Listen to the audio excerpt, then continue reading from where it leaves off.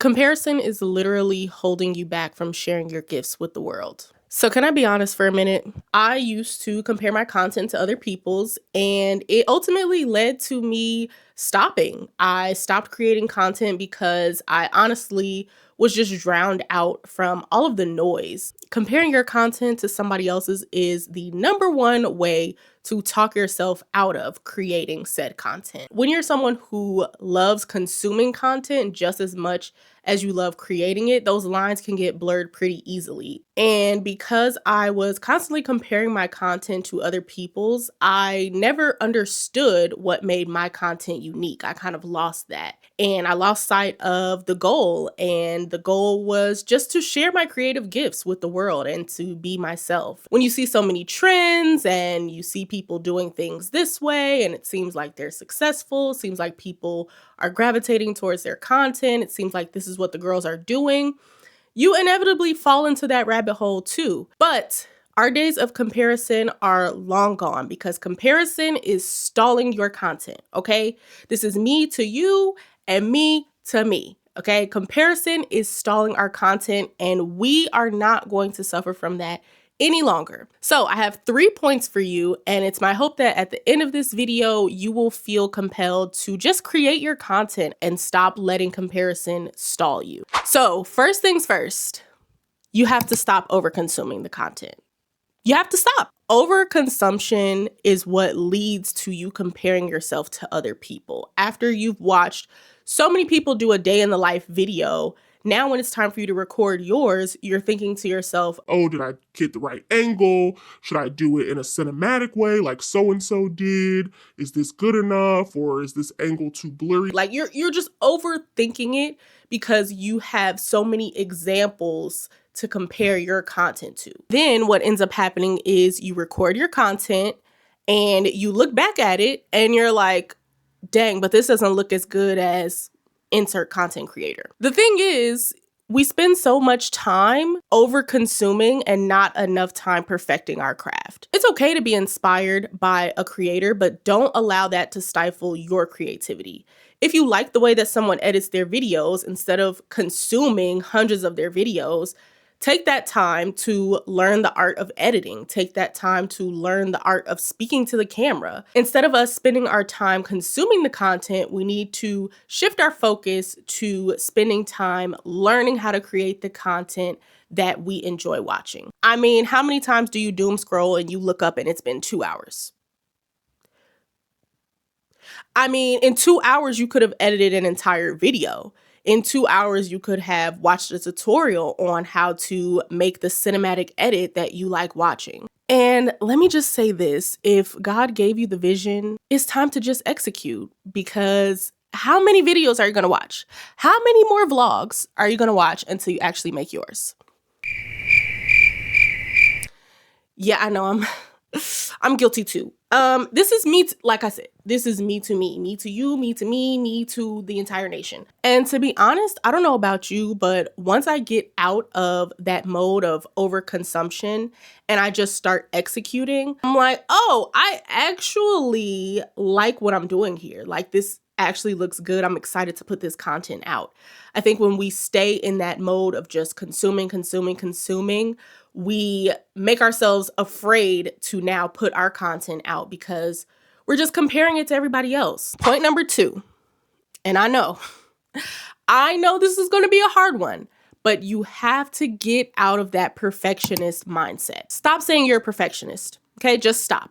Because you're not a perfectionist. You're never going to be perfect. You want to know who's perfect? Jesus Christ. Okay, and while we want to be like him, we will never be him. So we will never be perfect. So let's stop trying to make that the goalpost. The sooner that you can accept that you won't be perfect, that your content will have mistakes, that you will mess up a word, that you will stutter, that you will have a blurry clip, that you will have an edit that's not as clean. The sooner that you accept that as truth, the more free you'll be to just create and learn from your mistakes. For me personally, wanting to get that perfect video really hindered me from putting things out into the world. Having that perfectionist mentality just makes you overcritical of yourself. You're always going to find something wrong. You're always going to find something that can be improved. You cannot make a perfect piece of content. Think about a content creator that you follow that makes quote unquote perfect content. I'm pretty sure if you go watch their video and you look at it from an overcritical lens, you can find something wrong with it. But a lot of times people either don't notice these mistakes, you're the only one who notices them, or they just simply don't care. Like they move on, like we make mistakes just like we do in real life. And even if you think about movies and TV shows, the highest caliber of production, even they make mistakes. Your audience is out there and they don't care about a little mistake. They don't care about a little typo. I care about a little typo. I'm not gonna lie. Typos. Oof, if I had a typo in a video, I'll want to take it down. But I'm not going to, okay? Because we're not being perfectionists in 2026. Agreed? And while you're out there trying to create the perfect piece of content, there is someone on the other side literally waiting for the content that is in your mind to come to fruition. I have literally seen this play out in my own content. Years ago, I made a video and a woman commented that I inspired her. And I'm just like, girl, for real? Like, I didn't even really do nothing. And so, when I was editing the video, I'm like, oh, I don't know if I should put this out. I don't know if this is good enough. And I just put it out anyway, and someone was literally impacted by something that I felt was small and minute. And in reality, you just never know how God intends to use the vision that he's given you, the gifts that he's given you. So just put it out there and worry about fixing all that other stuff later. And that brings me to my last point. Stop minimizing your gifts and start owning them. So I'll start. I previously used to talk myself out of my gifts. I used to downplay them and just consider them to be something that's, not that special or not that different from what anybody else can do. So for me, I've always considered myself a creative mind, but a strategic mind. And now my career path is in social media. And I have literally just seen like the amount of times that I have said something or done something that to me was not that profound. And to someone else, they're like, oh my gosh, like this is amazing. You're so great at this. And to me, because it comes kind of second nature, I'm just like, well, this isn't really a special gift, like, because it's just, blah, blah, blah. But not everyone can do what you can do. This is literally what God has called me and instructed me to do. He has given me the creative gifts of marketing, the creative gifts of storytelling, the creative gifts of creating. So something that seems minute and frivolous to me is a gift that God has literally given me, and he's been very intentional about the way that he wants to use it. So that small thing that comes to you naturally that people are always impressed with, that you kind of just shrug off because it's like, oh, like I could do this in my sleep.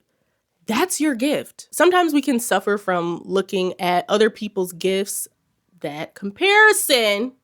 We compare our gifts to other people and we think that our gift is not as impactful or it's not as large as someone else. We might look at someone who's a great singer or great at public speaking, someone who is great at drawing, great at painting, and then look at ourselves and say, well, I don't have any gifts because I can't do anything as big or miraculous or marvelous as that. And the reality is that the things that you are underestimating about yourself are literally the gifts that God gave you. So I want to read you this scripture. This is Romans 12:6-8. Paul says, we have different gifts according to the grace given to each of us. If your gift is prophesying, then prophesy in accordance with your faith. If it is serving, then serve.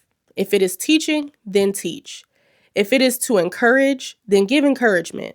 If it is giving, then give generously. If it is to lead, do it diligently. If it is to show mercy, do it cheerfully. So that literally is saying no matter what your gift is, something as small as encouraging someone is a gift. Being good at organizing is a gift. Being good at making people laugh, making people smile, that is a gift. So what is something that you've been downplaying that you need to finally start owning as your gift. There's a reason why God made us the way that He did. He knows the full plan for our life. He knows how He intends to use our gifts. Whether it seems impossible to us, whether it seems so unimportant to us, there is literally a way for Him to use each and every one of our gifts. And I know sometimes it's easy to wish that you had a greater gift or maybe a louder gift, something that was more blatantly obvious. But I want to advise you to stop doing that, because not only is wanting someone else's gift a form of coveting, which the Bible warns us against, it's almost kind of insinuating that you're ungrateful for the gift that God gave you, or that you don't feel like God can use the gift that He has literally given you. You can't figure out how it's going to be used. You can't see the end goal.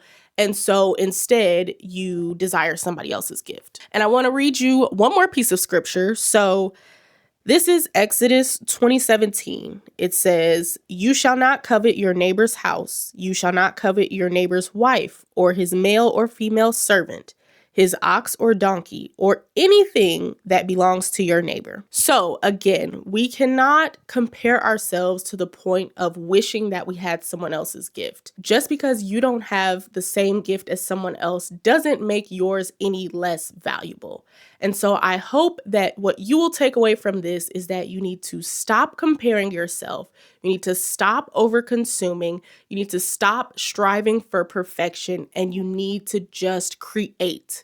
Create and operate in your gift and worry about all the rest later. And also, if you're someone who's creating content like me, just think of it this way. While you're starting out and you're creating and you're getting things wrong, nobody will really see your videos. I mean, unless, of course, you go viral and then a whole bunch of people will see your video. But if they don't, then you literally have nothing to lose. And if they do and they like it, then you win. It's just like, just create. All right, so that wraps up all that I have for you today. I hope that you enjoyed this video. I hope that you leave feeling inspired and motivated to do the thing you've been putting off and to stop over consuming. If you have any other tips for us recovering perfectionists, recovering comparisonists, comparisonians, I don't know how I want to say that, but you know what I'm saying, a recovering comparison person.